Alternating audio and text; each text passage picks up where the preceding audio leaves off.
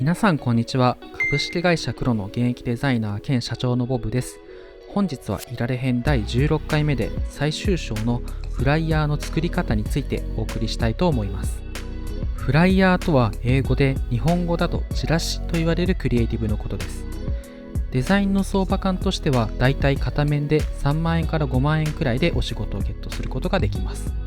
で、デザインに入る前ですが、デザイナーの方は業務の依頼者から必要な情報、フライヤーのワイヤーフレーム、こちらは前回の動画でやっています。商用利用可能で印刷にも使えるロゴや画像素材、納期はいつか、納品データの形式、あと最後に発注書、こちらをもらうようにしてください。で、素材が揃ったら早速作業をしていきましょう。今回は仮想クライアントの桜流学習塾の夏季講習のチラシをテーマに作業していきます。まずはデザインドキュメントの作成で、サイズは A3 で CMYK の 300dpi 解像度でドキュメントを作ります。次に A4 サイズのシェイプを作成して、整列ウィンドウのオブジェクトの整列から水平方向中央と垂直方向中央にシェイプをアートボードのセンターに配置してください。オブジェクトからトリムマークの作成と、内側と外側にマイナス 6mm とプラス 6mm のガイドも作っておきましょう。ここまでできたら次にレイアウトですが、広告のクリエイティブはとにかく利用者の目に留まってもらうというのが大前提になっています。ちょっと話はそれますが、家のポストに広告のチラシが入っていた時のことを思い出していただきたいのですが、 100% 中身を見ずに捨てますよね。こういったことを防ぐために、広告会社の方々はフライヤーを封筒に入れてみたり、素体の紙を特殊紙にしてみたり、クリアファイルにしてみたり、もうフライヤーじゃなくて磁石にしてみたりなどなど、いろんな工夫をして利用者がクリエイティブをゴミ箱にポイしないように頑張っています。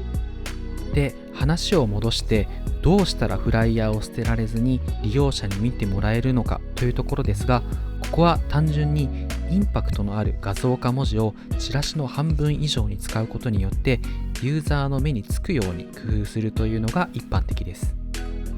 以前キービジュアルのお話をしたことがあると思いますが、フライヤーでもそのキービジュアルをベースにフライヤーの半分もしくは半分以上を使い、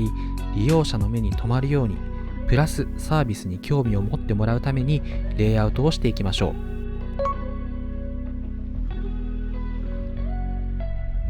上部ができたところで、次にその下に来る情報についてですが、具体的なサービスの紹介や強みを紹介してあげることで、キービジュアルで興味を持ったユーザーに対して彼らの興味をより強くさせることができます。今回のワイヤーフレームでいうと、ここら辺の情報が該当になります。で、最後フライヤーの一番下のところ、ここにはキービジュアルで興味を持って、さらにサービスの紹介でテンションが上がったユーザーがサービスに参加してくれるようにお問い合わせのための情報を置くようにしましょう。一般的には電話番号と Web の検索窓と QR コードの3点セットを配置してあると、お客さんもお問い合わせしやすいと思います。そんな感じで実際に作ってみたフライヤーがこちらです。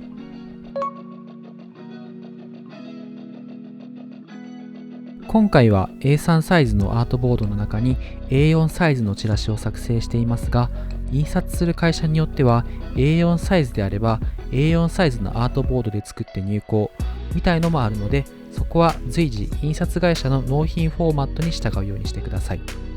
その他に入稿データのチェック動画なども作っているので、自分の作った印刷データが心配の方はぜひそちらもチェックしてみてください。それではこちらでいられ編を終了したいと思います。次回からはバナーや LP を作れる画像編集ソフトの Photoshop について、使い方から実際のクリエイティブを作るところまでお送りしていきたいと思いますので、引き続きよろしくお願いします。ただ Photoshop を使ったバナーや LP 制作でも、アイコンを作ったり作字するときはイラストレーターで作るので、また戻ってきたときに使い方を忘れないようにしておいてください。それではご視聴いただきありがとうございました。あと、いられ編お疲れ様でした。高評価とチャンネル登録、その他質問があればコメント欄までお願いします。以上、ボブでした。皆さん楽しいデザイナーライフを。バイ